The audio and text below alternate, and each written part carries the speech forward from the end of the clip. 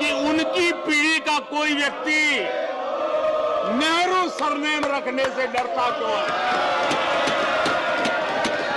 क्या शर्मिंदगी है? ये निशाना प्रधानमंत्री नरेंद्र मोदी ने गांधी परिवार पर साधा है।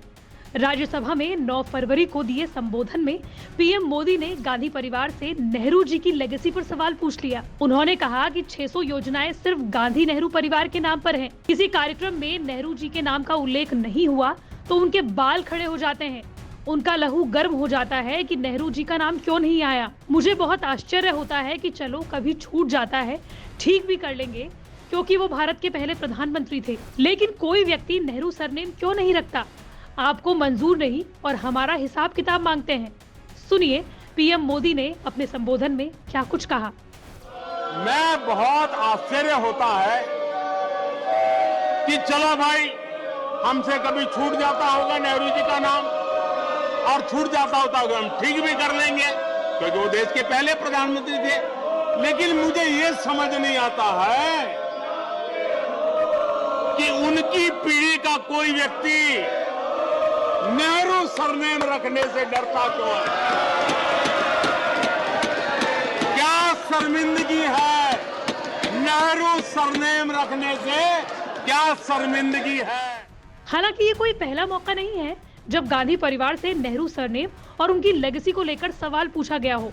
इससे पहले ठीक साल भर पहले राज्यसभा सांसद राकेश सिन्हा ने कांग्रेस के गांधी परिवार से गांधी हटाकर नेहरू लगाने के लिए कहा था। ऐसे में कई लोगों के मन में सवाल उठता है कि जब राहुल गांधी, प्रियंका गांधी जवाहरलाल नेहरू की फैमिली से हैं, तो उनके नाम के आगे गांधी कैसे लग गया? क्या गांधी परिवार महात्मा गांधी से जुड़ा हुआ है? तो चलिए इस वीडियो में बताते हैं आपको गांधी परिवार का इतिहास।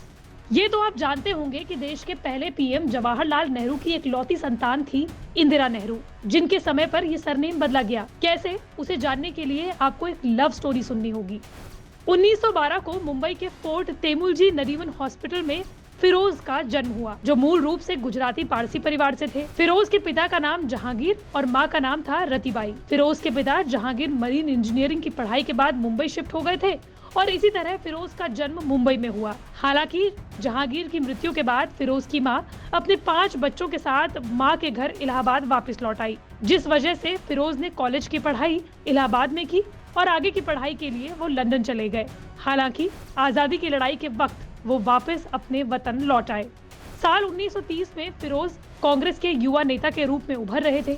इसी दौरान उनकी मुलाकात इंदिरा के पिता जवाहरलाल नेहरू और मां कमला नेहरू से हुई। कुछ वक्त बाद आजादी की लड़ाई में इंदिरा की मां कमला नेहरू एक कॉलेज के सामने धरना देने के दौरान बेहोश हो गई, लेकिन फिरोज गांधी ने उनकी बहुत देखभाल की और ऐसे में वो नेहरू परिवार के करीब आ गए। परिवार से मिलने वो अक्सर उनके घर आनंद भवन जाया करते थे, जहाँ उनकी मुलाकात इंदिरा से हुई।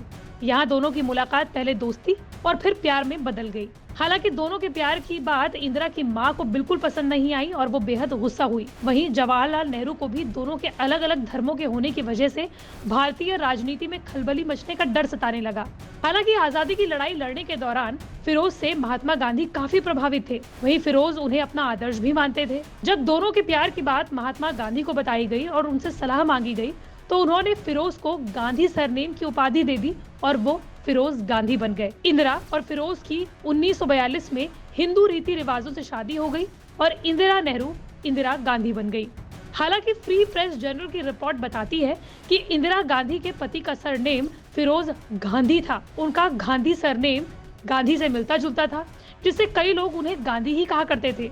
साथ ही कई बार अखबारों में उनका नाम गांधी ही लिखा जाने लगा और वो गांधी नाम से ही फेमस होने लगे और उन्होंने हमेशा के लिए अपना सरनेम गांधी ही रख लिया।